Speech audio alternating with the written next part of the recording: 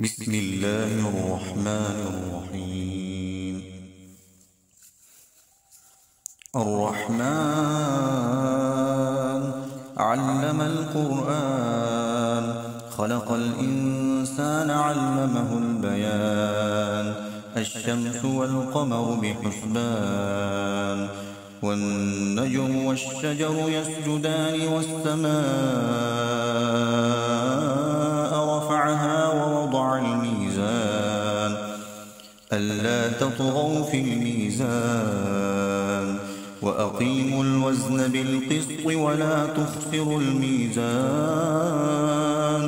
والأرض وضعها للأنام فيها فاكهة والنخل ذات الأكمام والحب ذو العصف والريحان فبأي آلاء ربكما تكذبان.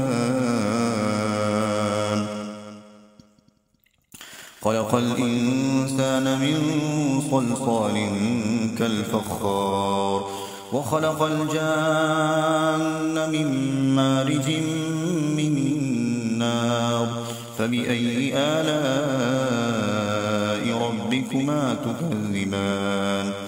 رب المشرقين ورب المغربين فبأي آلاء ربكما تكذبان. مرج البحرين يلتقيان بينهما برزخ لا يبغيان فبأي آلاء ربكما تكذبان. يخرج منهما اللؤلؤ والمرجان فبأي آلاء ربكما تكذبان.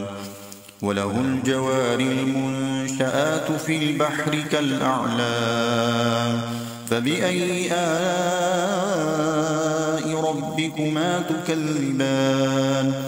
كل من عليها فان ويبقى وجه ربك ذو الجلال والإكرام فبأي آلاء ربكما تكذبان.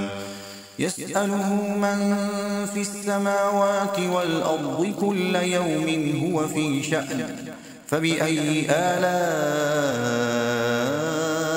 ربكما تكذبان. سنفرغ لكم أيها الثقلان فبأي آلاء ربكما تكذبان. يا معشر الجن والإنس إن استطعتم أن تنفذوا من أقطار السماوات والأرض فانفذوا لا تنفذون إلا بسلطان فبأي آلاء ربكما تكذبان. يرسل عليكما شواظ من نار ونحاس فلا تنتصران فبأي آلاء ربكما تكذبان.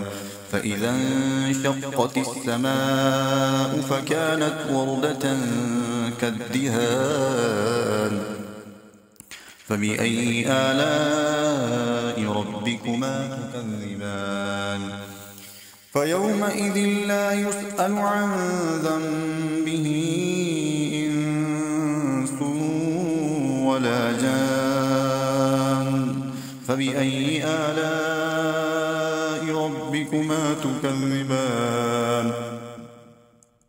يعرف المجرمون بسيماهم فيؤخذ بالنواصي والأقدام فبأي آلاء ربكما تكذبان. هذه جهنم التي يكذب بها المجرمون يطوفون بينها وبين حميم آن فبأي آلاء ربكما تكذبان. ولمن خاف مقام ربه جنتان فبأي آلاء ربكما تكذبان. ذواتا أفنان فبأي آلاء ربكما تكذبان فيهما عينان تجريان فبأي آلاء ربكما تكذبان فيهما من كل فاكهة زوجان فبأي آلاء ربكما تكذبان متكئين على فرش بطائنها من استبرق وجنى الجنتين دان فبأي آلاء ربكما تكذبان فيهن قاصرات الطرف لم يطمثهن إنس قبلهم ولا جان فبأي آلاء ربكما تكذبان كأنهن الياقوت والمرجان فبأي آلاء ربكما تكذبان هل جزاء الإحسان إلا الإحسان فبأي آلاء ربكما تكذبان ومن دونهما جنتان فبأي آلاء ربكما تكذبان مدهامتان فبأي آلاء ربكما تكذبان فيهما عينان نضاختان فبأي آلاء ربكما تكذبان فيهما فاكهة ونخل ورمان فبأي آلاء ربكما تكذبان فيهن خيرات حسان فبأي آلاء ربكما تكذبان حور مقصورات في الخيام فبأي آلاء ربكما تكذبان لم يطمثهن إنس قبلهم ولا جان